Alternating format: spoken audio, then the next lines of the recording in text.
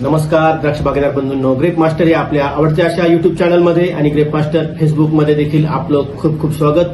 मित्रांनो, सध्या खरड छाटणीचा हंगाम सुरू झालेला आहे आणि खरड छाटणीमध्ये सूक्ष्म घड निर्मिती होण्यासाठी खतांचं नियोजन करणं, खत व्यवस्थापन करणं अतिशय महत्वाचं आहे. विशेष करून फॉस्फरस युक्त खते असतील, बोरॉन, झिंक, मॅग्नेशियम असेल, पोटॅश असेल, या सर्वांचं कशा प्रकारे खत नियोजन केलं पाहिजे आणि तरच काडीमध्ये आपल्याला सूक्ष्म घड निर्मिती परफेक्ट मिळेल, स्ट्रॉंग घड आपल्याला बडमध्ये तयार होईल, डेव्हलप होईल आणि हाच बंच आपला ऑक्टोबर छाटणीनंतर बाहेर निघेल. त्यावेळेस तो जिरणार देखील नाही आणि चांगल्या प्रकारचं वजन आपल्याला मिळेल. त्याचबरोबर वेलीमध्ये चांगलं स्टोरेज सुद्धा आपल्याला ह्या खताच्या माध्यमातून, पाणी नियोजनाच्या माध्यमातून करणं अतिशय आवश्यक आहे. परंतु जेव्हा आपण खताचं नियोजन करतो त्यावेळेस आपण बघतो की एकाच गावातील एकाच शेजारच्या दोन शेतकऱ्यांनी एक कंपनीचं 1919 किंवा 03234 ही ग्रेड दोघांनी 25 किलो टाकली, दोघांनी 25 किलो टाकली, दुसरी ग्रेड पण 25 किलो म्हणजे दोघांनी देखील खतं बरोबर दिले, सारखेच क्वांटिटीमध्ये दिले, सारख्याच ग्रेडचे दिले. परंतु एका शेतकऱ्याच्या उत्पन्नामध्ये भरघोस वाढ झालं, त्याचा प्लॉट एक्सपोर्टला गेला, तर दुसऱ्या शेतकऱ्यानं तेच खतं देऊन त्याच्या प्लॉटमध्ये क्वालिटी पण मिळाली नाही, क्वांटिटी पण मिळाली नाही आणि तो बाग लोकल व्यापाऱ्याला विकावा लागला. तर मित्रांनो, एक प्रकारचे सारखे खतं टाकून देखील आपल्याला रिझल्ट येत नाही. याला कारण म्हणजे आपलं गणित कुठेतरी चुकतं. गणित चुकतं म्हणण्यापेक्षा त्या मातीमध्ये, त्या सिस्टीममध्ये आपल्याला अजून खोल माहिती करून घेणं अतिशय महत्वाचं आहे. सध्या आपण खत देताना एखाद्या खताच्या NPK ग्रेडमध्ये किती नंबर्स आहेत, म्हणजे काय, कोणती ग्रेड आहे, 1919 आहे का 03234 आहे का 6040 आहे, हे नंबर्स बघतो. तर काही ठिकाणी आपण सेंद्रिय पदार्थाचं कंटेंट किती हे बघतो. परंतु हे नंबर्स म्हणजे खत चांगलं असं होत नाही. मातीला ह्या नंबर्सपेक्षा अजून काहीतरी गोष्ट महत्वाची असते. खतामधून काहीतरी वेगळ्या प्रकारची महत्वाची गोष्ट ही आपण बघत नाही. आपण फक्त नंबर्स बघतो, ग्रेड्स बघतो, एखादी कंपनी बघतो. पण ह्या नंबर्सपेक्षा अजून काहीतरी महत्वाचं सिक्रेट आज मी तुम्हाला सांगणार आहे.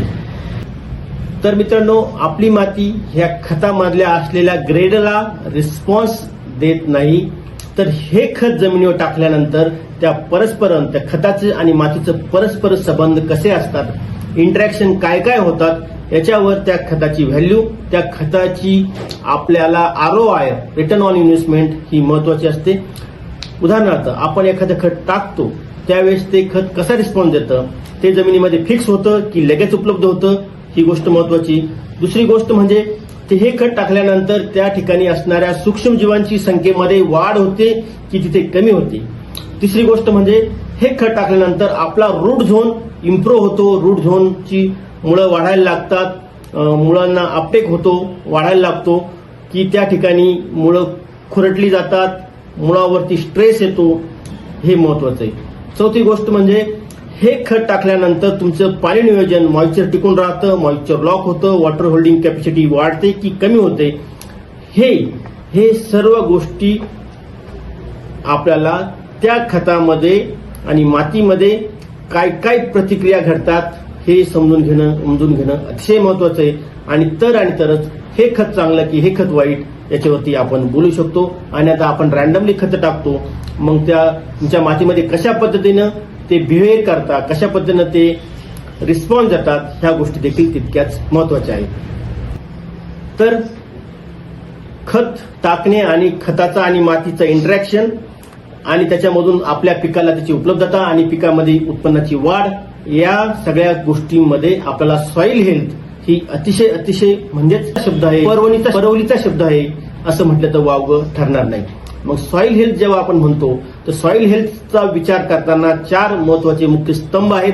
त्याच्यामध्ये केमिस्ट्री, केमिकल संतुलन, जेव्हा खत आपण जमिनीत टाकतो ते फिक्स होतं, त्याचं अवेलेबिलिटी वाढते, pH वाढतो, EC वाढतो, कमी होतो, ह्या गोष्टी देखील. तर मित्रांनो, सॉइल हेल्थ ही एक सिस्टीम आहे, एक प्रणाली आहे आणि ही सिस्टीम समजून घेणं, मातीची आणि खतामधली सिस्टीम समजून घेणं अतिशय महत्वाचं आहे. आणि ह्यामध्ये 4 गोष्टी अतिशय महत्वाच्या आहेत. त्याच्यामध्ये केमिस्ट्री म्हणजेच रासायनिक संतुलन. एखादं खत आपण जमीन टाकतो त्यावेळेस ते खतामुळं आपली बफरिंग कॅपॅसिटी वाढते का, त्या मातीच्या आणि खतामधला परस्पर संबंध कसा आहे, हे खत फिक्स होतं की लागू पडतं का उपलब्ध होतं, लगेच लागू पडतं की काही दिवसांनी लागू पडतं, तर त्या खताचं बिहेवियर कसं आहे, केमिस्ट्री कशी आहे, हे अतिशय महत्वाचं आहे. दुसरी गोष्ट म्हणजे फिजिकल प्रॉपर्टीज.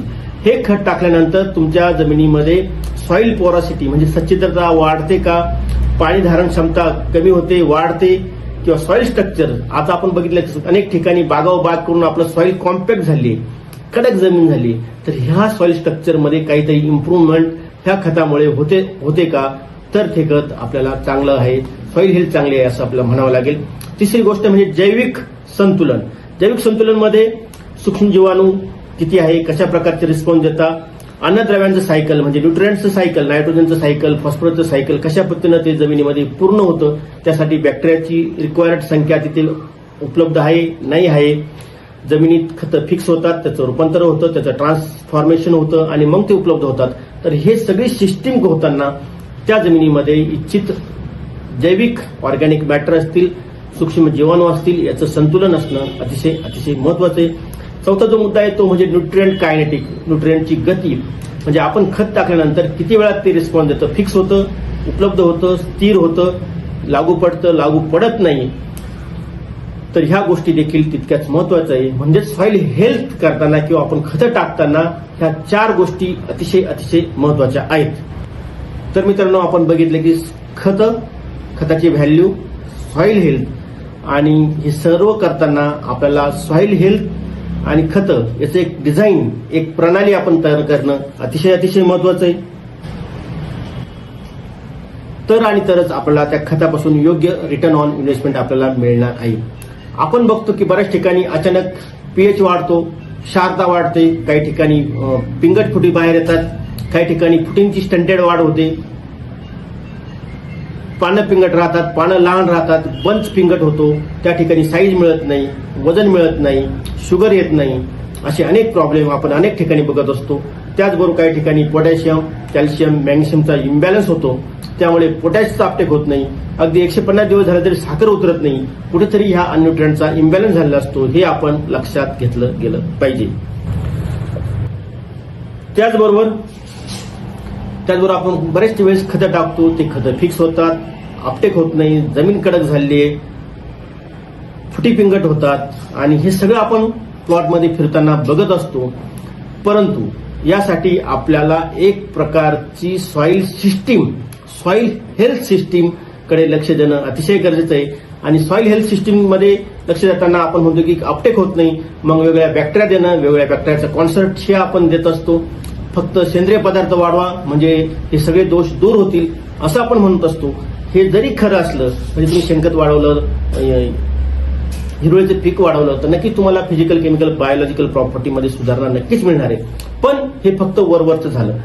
ज्या पद्धतीनं एखाद्या आईसबर्ग असतो, एखाद्या समुद्रामध्ये बर्फाचा आपला एक तुकडा दिसतो, एक खळग दिसतो, परंतु त्याच्या आत पृष्ठभागाच्या खाली खोलवरती अगदी 500 फुटापर्यंत देखील तो बर्फाचा डोंगर तिथं असू शकतो.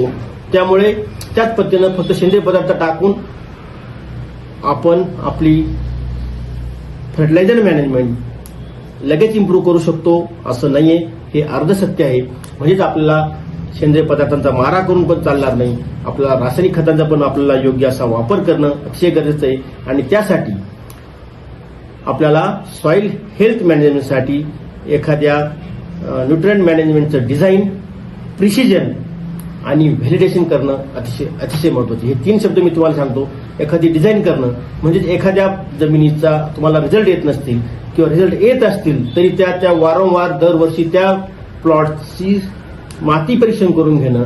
दुसरी गोष्ट त्या ठिकाणी सॉइल रिक्लेमेशन करून घेणं, न्यूट्रिएंटचा बॅलन्स तयार करणं, त्याच्यानुसार स्टेज वाईज रिकमेंडेशन देणं, अशा पद्धतीनं डिझाईन करून आधीच आता आपण सुरुवात करतोय.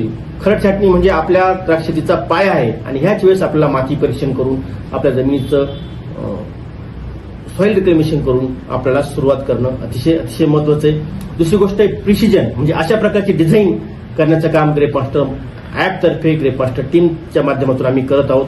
दुसरी गोष्ट आहे प्रिसिजन करताना मग कोणत्या ग्रेड वापरायच्या, कोणत्या स्टेजला वापरायच्या, किती वापरायच्या, या प्रकारचं एक कॅल्क्युलेशन. प्रिसिजन फक्त शेजारच्याने खतं टाकले म्हणून हे टाकलं, ह्या कंपनीचं खत लय भारी म्हणून खत टाकलं, असं न करता आपल्या प्लॉटसाठी, आपल्या व्हरायटीसाठी, आपल्या जमिनीच्या प्रकारानुसार, आपल्या जमिनीमध्ये असणाऱ्या उपलब्ध असलेल्या न्यूट्रिएंट्स, तसेच पीएच, ईसी यानुसार आपल्याला आपलं कॅलेंडर, आपलं प्रिसिजन न्यूट्रिएंट मॅनेजमेंट करणं अतिशय महत्वाचं आहे. तिसरा जो मुद्दा आहे तो म्हणजे व्हॅलिडेशनचा. व्हॅलिडेशनमध्ये आपण हे सर्व काम करतोय, डिझाईन केली, प्रिसिजन केलं, परंतु ह्या गोष्टीची नोंद करून घेणं, दरवर्षीचं मोजमाप करणं, मी किती खर्च केला, किती उत्पन्नात वाढ झाली, कोणतं न्यूट्रिएंट टाकलं, त्याने काय रिस्पॉन्स दिला, मागच्या वर्षी हा प्रॉब्लेम आला होता, तो प्रॉब्लेम ह्या वर्षी मी ह्या गोष्टी करणार आहेत, ह्या गोष्टी केल्या, परंतु त्या खरंच तो प्रॉब्लेम सॉल्व्ह झाला की नाही, अजून कुठले प्रॉब्लेम सॉल्व्ह झाले, कुठला प्रॉब्लेम अजून बाकी आहे, ह्या प्रकारचं नोंदणी करून घेणं, व्हॅलिडेशन करणं, आपण जे काम करतोय त्याचा खरंच उपयोग होतो की नाही, ह्या गोष्टी बघणं अतिशय महत्वाचं आहे. त्यासाठी आपल्या खतांच्या नियोजनामध्ये आपल्या प्लॉटचं डिझाईन, प्रिसिजन आणि व्हॅलिडेशन करून घेणं अतिशय महत्वाचं आहे. तुम्हाला ही सिस्टीम पाहिजे असेल, आता आपण सुरुवात करतोय, आपल्या नवीन वर्षाच्या सुरुवातीला खरड छाटणीपासून सुरुवात करतोय, आणि तुम्हाला हे सर्व फर्टिलायझर मॅनेजमेंटचं प्रिसिजन, डिझाईन आणि व्हॅलिडेशन पाहिजे असेल तर तुम्ही आजच आम्हाला कॉमेंट्समध्ये येस म्हणा, आपला मोबाईल नंबर टाका, आमची ॲग्रोनॉमिस्ट टीम तुमच्या प्लॉटला व्हिजिट करून त्यावरती आपण पुढील कार्यवाही नक्कीच करू शकतो. तर हा व्हिडिओ अतिशय महत्वाचा आहे. नुसतं ढोबळ मानानं सॉइल मॅनेजमेंट करून फायदा होणार नाही. आता आपल्याला प्रिसिजन फार्मिंग करणं अतिशय महत्वाचं आहे. त्यासाठी ग्रेप मास्टर ॲप तुमच्या मदतीला आहे, ग्रेप मास्टर ॲग्रोनॉमिस्ट तुमच्या मदतीला आहे. धन्यवाद.